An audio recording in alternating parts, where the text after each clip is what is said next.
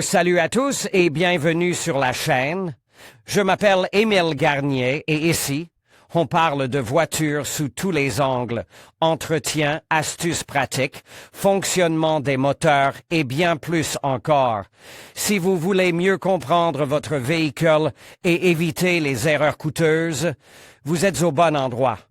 Pensez à mettre un j'aime, à vous abonner à la chaîne et à regarder la vidéo jusqu'à la fin. Vous y trouverez des infos vraiment utiles. L'Union européenne n'autorise l'importation en Russie que des modèles dont le prix ne dépasse pas 50 000 €. Les États-Unis imposent un embargo total sur leurs voitures et le gouvernement japonais approuve l'interdiction d'exporter toutes les voitures de luxe d'une valeur supérieure à 6 millions de yens. En raison des sanctions imposées dans notre pays, des marques automobiles telles que BMW, Jaguar, Land Rover, Audi, Volkswagen, Nissan, Mercedes, Toyota, Lexus, Porsche, etc. on cesse leurs activités. La présence des principaux constructeurs automobiles mondiaux continue de se réduire, ce qui alimente la pénurie de voitures étrangères sur le marché russe, qui s'aggrave déjà rapidement.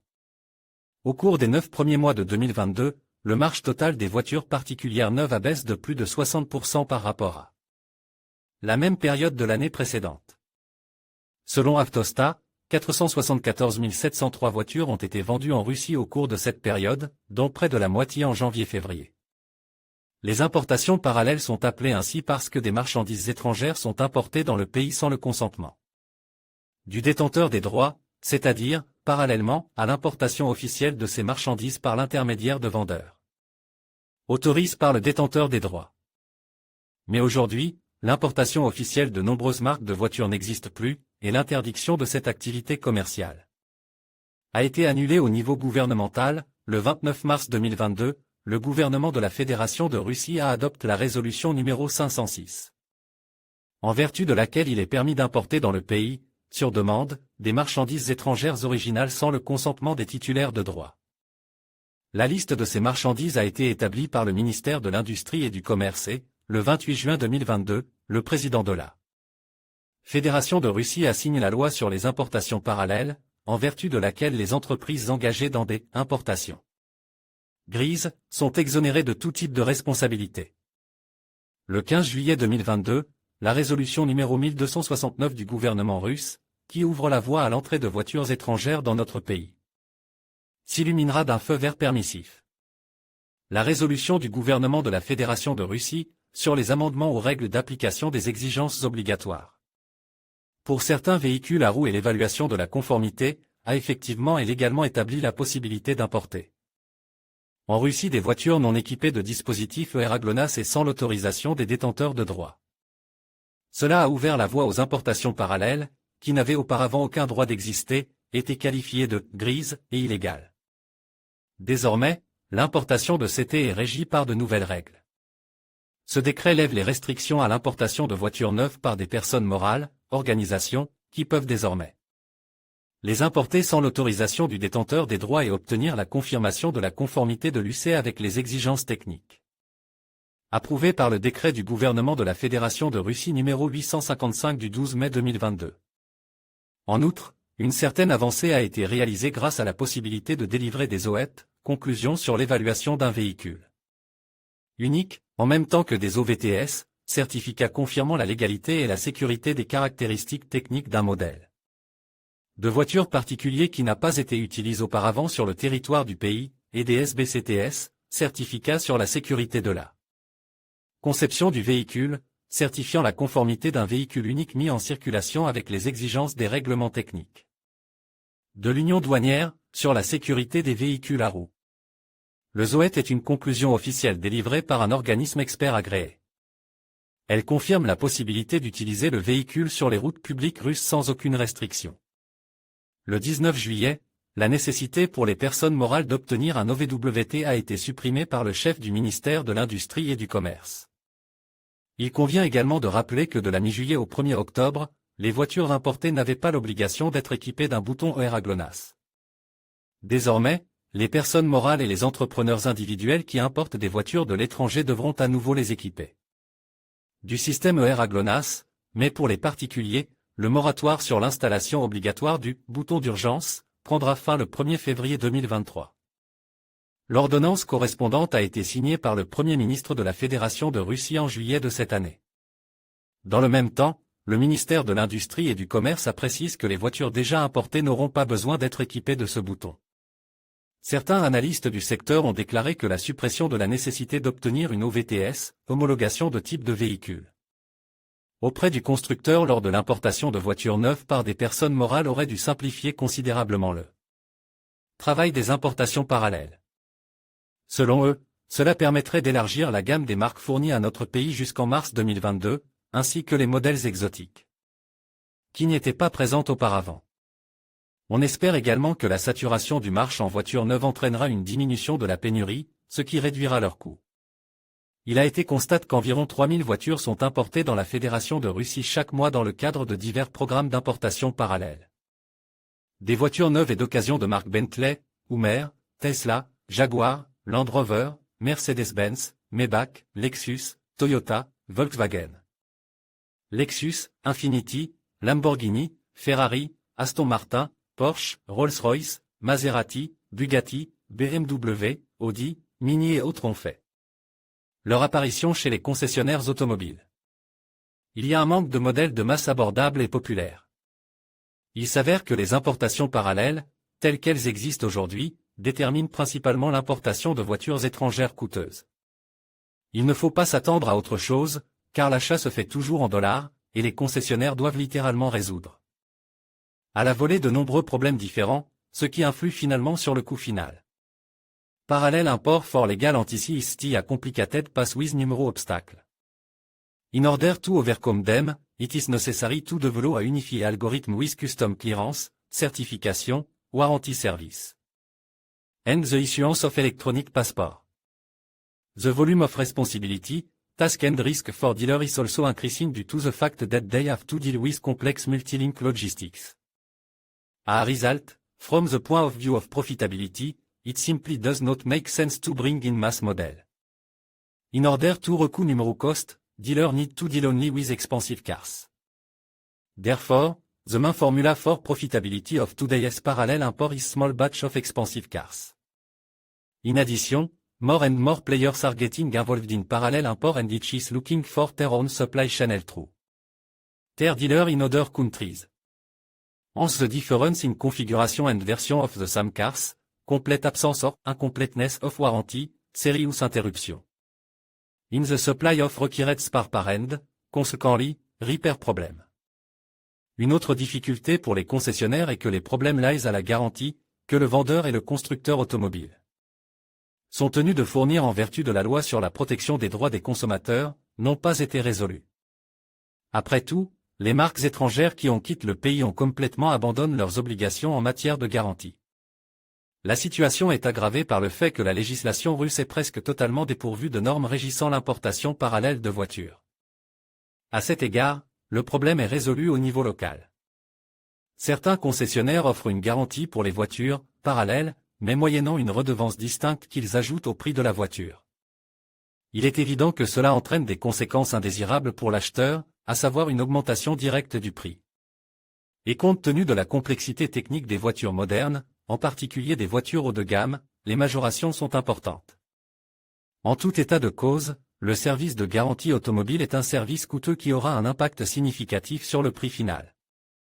Il est clair que peu de concessionnaires fourniront une garantie complète, de sorte que deux types de relations sont susceptibles d'émerger dans un avenir proche, pas de garantie du tout et une garantie partielle du concessionnaire. Les acheteurs sont également libres d'acheter une voiture sans garantie à leur propre risque. Aujourd'hui, les modèles les plus populaires à l'importation restent principalement des modèles japonais, par exemple, Toyota Camry, RAV4 et Land Cruiser 3 Sense, Mitsubishi Pajero Sport, etc. En même temps, les consommateurs sont souvent prêts à les acheter même sans garantie. Quant aux masses d'autres voitures, il leur faudra probablement beaucoup de temps pour restructurer leur façon de penser. Cependant, il existe déjà plusieurs options pratiques concernant la garantie, l'achat d'un produit d'assurance pour les premières années de fonctionnement, de tels produits ont déjà été développés, et les garanties des concessionnaires eux-mêmes, s'il s'agit des entreprises réputées, de grande taille et établies depuis longtemps sur le marché. Il y a un autre aspect très important à mentionner, les voitures produites pour le marché russe ont généralement fait l'objet d'adaptations. Quelques équipements ou traitements supplémentaires, des réglages de suspension, une batterie plus grande, etc. Les voitures produites pour les marchés asiatiques et européens ne disposent pas de telles adaptations et, dans certains cas, elles nécessitent des modifications avant la vente. L'exemple le plus simple est celui des voitures livrées sous des latitudes méridionales, qui ne bénéficient pas d'un traitement anti-corrosion supplémentaire de la carrosserie ni d'un ensemble d'options pour l'hiver. Le système ERA GLONASS a déjà été mentionné plus haut. Pour savoir ce qui est apparu dans les concessions automobiles avec le développement des importations parallèles, nous avons contact plusieurs grands concessionnaires moscovites. Les premiers étaient les centres du groupe automobile Avilon. Aujourd'hui, le portefeuille de l'organisation comprend 37 marques automobiles connues, dont Rolls-Royce, Oru, Bentley, Aston Martin, Ferrari, Bugatti, Maserati, Mercedes-Benz, BMW, Audi, etc. En 2021, la société a vendu plus de 36 000 voitures et son chiffre d'affaires s'est élevé à 154 milliards de roubles. Avilon est l'un des pionniers des importations parallèles russes. La direction du groupe a confirmé en octobre que les livraisons de Range Rover, de la nouvelle génération de Jeep Grand Cherokee, ainsi que des véhicules électriques Volkswagen ID. 6 et Audi Q5 e-tron ont déjà commencé. Il s'agit de véhicules certifiés qui sont en pré-vente et dédouanés. En outre, les voitures BMW sont importées dans le cadre d'un régime parallèle. Les volumes ne sont pas importants, mais il y a toujours du choix. Le choix est vaste, nous importons principalement du Kazakhstan, du Kirghizistan, de la Lituanie et du Bélarus. Nous n'apportons rien sur commande, nous vendons uniquement ce qui est disponible. Il est impossible de commander quoi que ce soit individuellement, ou que ce soit, en raison des sanctions. Aujourd'hui, le crossover de taille moyenne X5 est largement représente, il y a 16 voitures de 21 à 22 ans.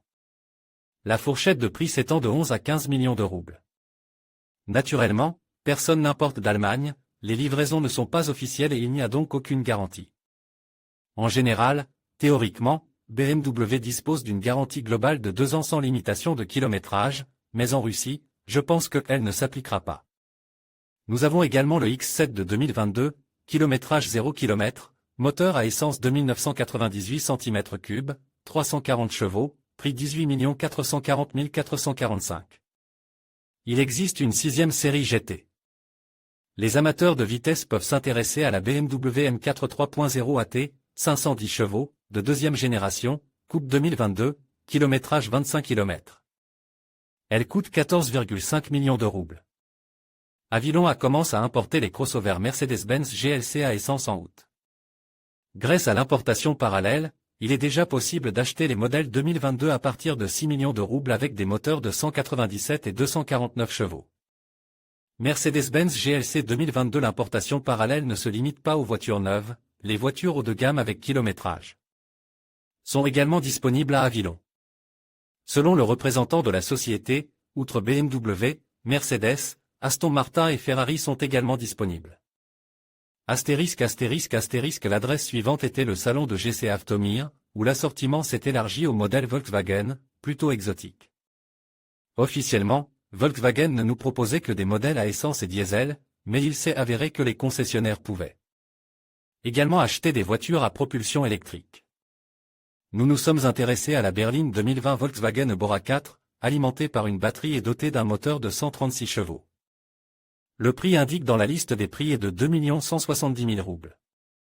En cas d'achat à crédit, une remise d'environ 65 000 est promise. Volkswagen Bora 4 2020. Nous développons très fortement les importations parallèles, nous acquérons de plus en plus de relations stables à l'étranger, nous ne rachetons que des voitures testées et nous leur donnons une garantie légale. Nous ne rachetons que des voitures testées et nous leur donnons une garantie légale.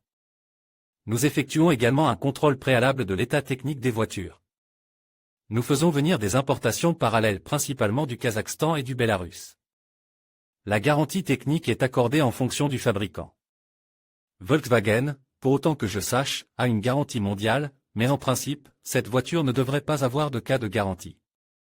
Car il s'agit d'une voiture électrique, qui ne pose pas de problème.